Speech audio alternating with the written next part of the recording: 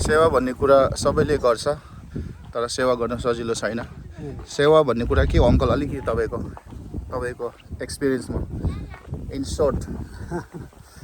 प्रभुको सेवा गर्नु भनेको अब आफ्नो जीवनलाई प्रभुको इच्छामा सुम्पेर उहाँको आत्माको अगुवाईमा गरिने सेवा हो।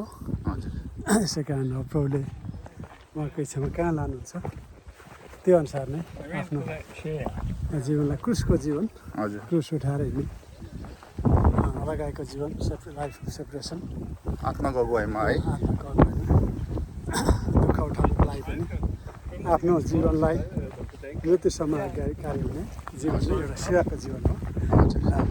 धन्यवाद। यसको मतलब जति हामीलाई खाँदाखेरि नानीहरू खुसी हुन्छन्, त्यसरी नै हामीले सेवा गर्दा पनि हामी खुसी भयो भनेदेखि चाहिँ त्यो चाहिँ परमेश्वरको सेवा हो। अनि परमेश्वरलाई खुसी तुल्याउनु चाहिँ प्रभु यीशु मसीहले पनि परमेश्वरको सेवा भनेर उहाँले भन्नुभयो। मलाई पनि त्यस्तै लाग्छ। सेवा भनेको चाहिँ परमेश्वरलाई खुसी तुल्याउनु जीवन, परमेश्वरको इच्छालाई पुरा गर्नु, परमेश्वरको इच्छालाई पुरा आफ्नो इच्छा चाहिँ एकदम मारिदिनु। हजुर, सेवा चाहिँ त्यही आफ्नो इच्छा चाहिँ एकदम मारिदिनु अनि परमेश्वरको इच्छालाई पुरा गर्नु चाहिँ मलाई लाग्दछ त्यो चाहिँ सबभन्दा ठुलो सेवा हो।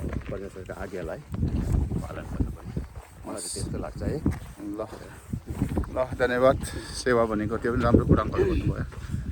आफ्नो इच्छालाई त्यागेर परमेश्वरको इच्छालाई पुरा गर्नु, परमेश्वरलाई प्लिज गर्ने जीवन, त्यो चाहिँ सेवा। हाम्रो अङ्कल डिकेले भन्नुभयो। धन्यवाद अङ्कल।